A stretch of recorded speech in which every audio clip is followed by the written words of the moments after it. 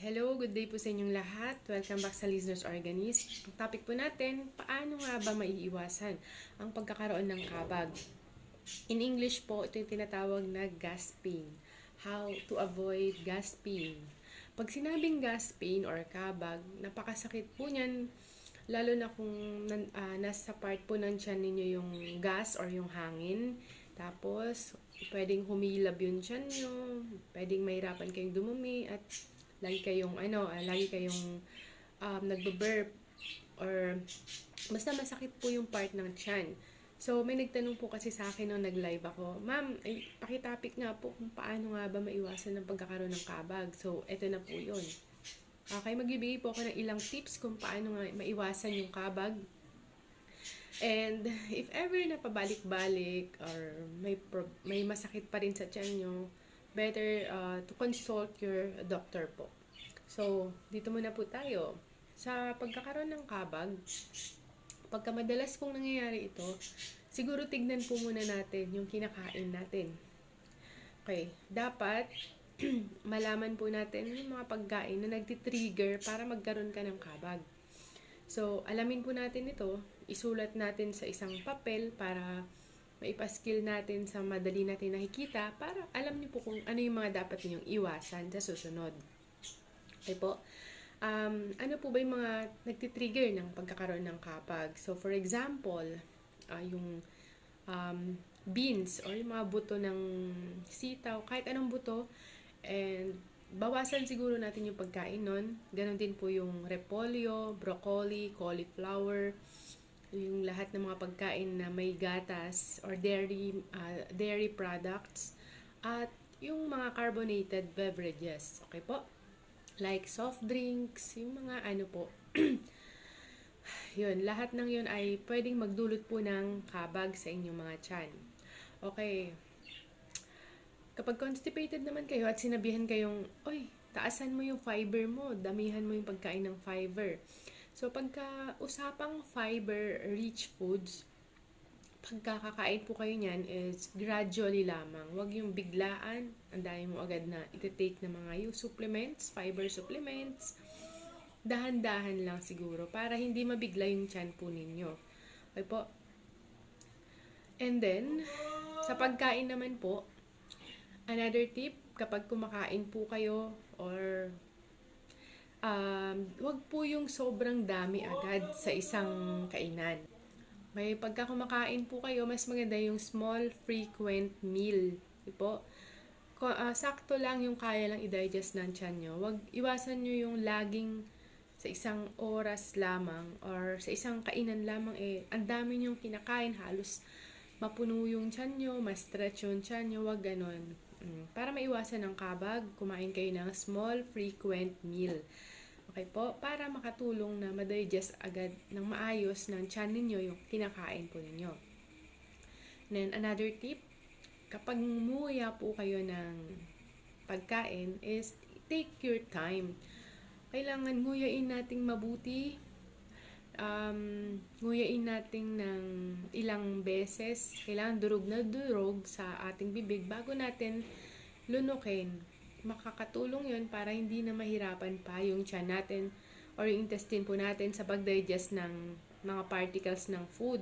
Kung smaller particles na lang po siya, is mas madali na lang po siyang ma-digest. Maiwasan po ang production ng gas sa ating pong sikmura, sa ating tiyan, sa ating pong intestine. So, tapos na po tayo sa pagbabago sa ating pagkain. Okay, dito naman po tayo sa pagbabago sa ating lifestyle. Baka meron po kasi tayong nagagawa na maaaring magdulot po ng kabag. So, for example, iwasan po natin ang paglunok ng hangin.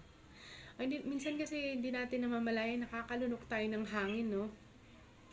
For example, kapag tayo ay ngumunguya ng bubble gum or chewing gum, ayan, nakakalunok tayo ng hangin. O kaya, tumisip-sip po tayo ng mga candy, o kaya umiinom po tayo ng mga inumin gamit ang straw. Hindi natin na iiwasan ng makalunok ng hangin.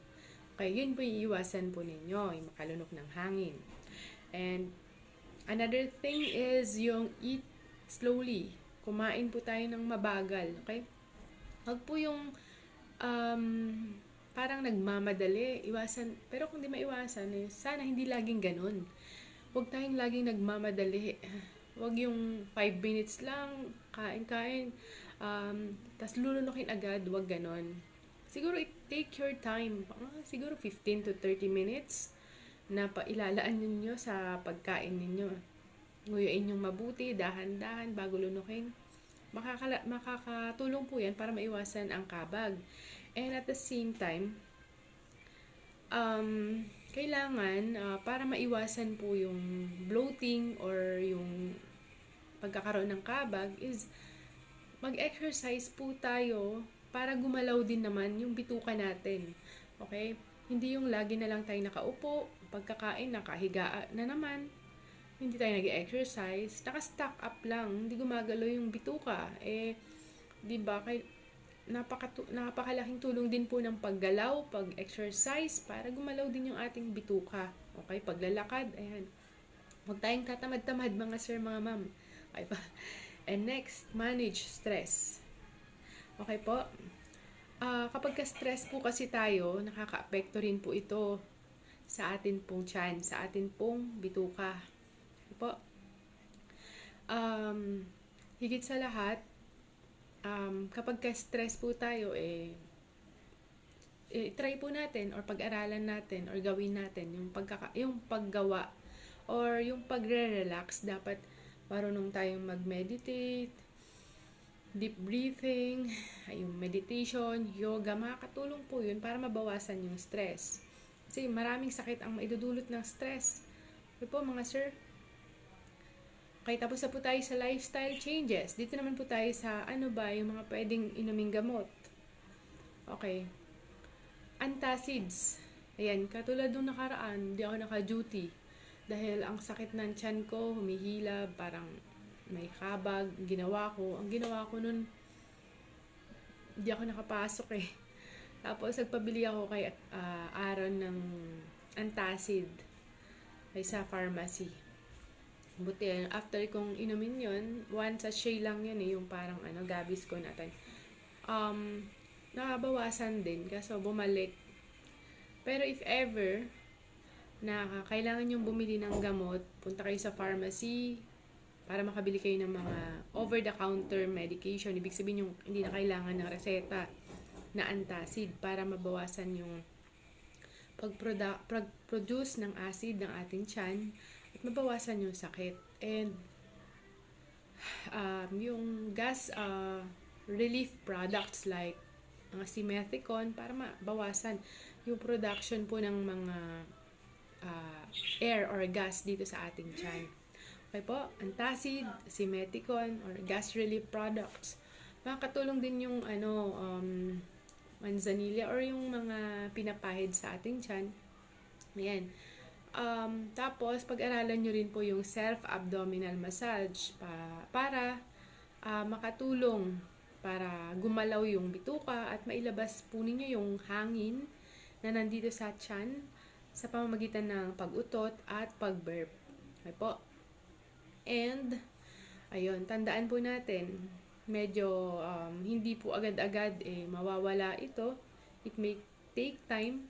So, mahalaga, tandaan po ninyo yung mga nagtitrigger ng pagkakaroon po ng kabag, yung mga pagkain, or yung mga gawi na pwedeng magdulot po o makalunok tayo ng hangin. And, kailangan, tandaan po natin, consistent para sa susunod, pwede nyo i-share ito sa mga kakilala po ninyo. At pagka nangyari ulit ito sa inyo, alam na po ninyo ang inyong gagawin. Okay po, siguro hanggang dito na lang muna and till next time ulit. And mag-vlog po ulit tayo. Sana ay patuloy nyo po i-share ang aking mga videos kung ito'y nakakatulong po sa atin sa inyong pamumuhay. Thank you for watching. At sana i-like, share, and subscribe nyo naman po aking channel. Bye-bye po. Bye!